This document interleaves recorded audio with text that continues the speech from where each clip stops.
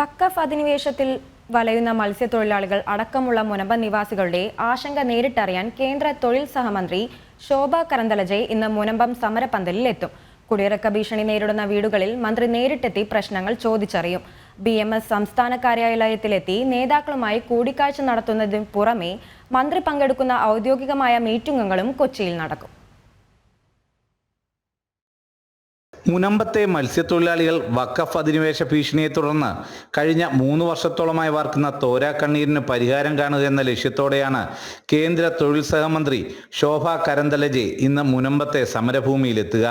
രാവിലെ 10ഓടെ മുനമ്പത്തെത്തുന്ന മന്ത്രി BJPയുടെ നേതൃത്വത്തിൽ സംഘടിപ്പിക്കുന്ന മുനമ്പം സമര ഐക്യദാർഢ്യ മാർച്ചിൽ പങ്കെടുക്കും. തുടർന്ന് വഖഫ് ഭീഷണി നേരിടുന്ന വീടുകളിൽ മന്ത്രി നേരിട്ടെത്തി മുനമ്പം നിവാസികളുമായി ആശയവിനിമയം നടത്തും. മുനമ്പത്തു നിന്നും മടങ്ങിയ ശേഷം കയർ ബോർഡിന്റെ റിവ്യൂ മീറ്റിംഗിലും പങ്കെടുക്കും. പിന്നീട് BMS സംസ്ഥാന കാര്യാലയത്തിലെത്തി സംസ്ഥാന നേതാക്കളുമായി കൂടിക്കാഴ്ച നടത്തും.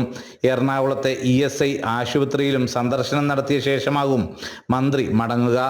ഇന്നലെ രാത്രി 8ഓടെ നെടുമ്പാശ്ശേരി വിമാനത്താവളത്തിലെത്തിയ കേന്ദ്രമന്ത്രിയെ BJP BMS പ്രവർത്തകർ ചേർന്ന് സ്വീകരിച്ചു. ഇന്ന് രാവിലെ 9:15ഓടെ മന്ത്രി കൊച്ചിയിൽ നിന്നും മുനമ്പത്തേക്ക് തിരിക്കും. ജനം, കൊച്ചി.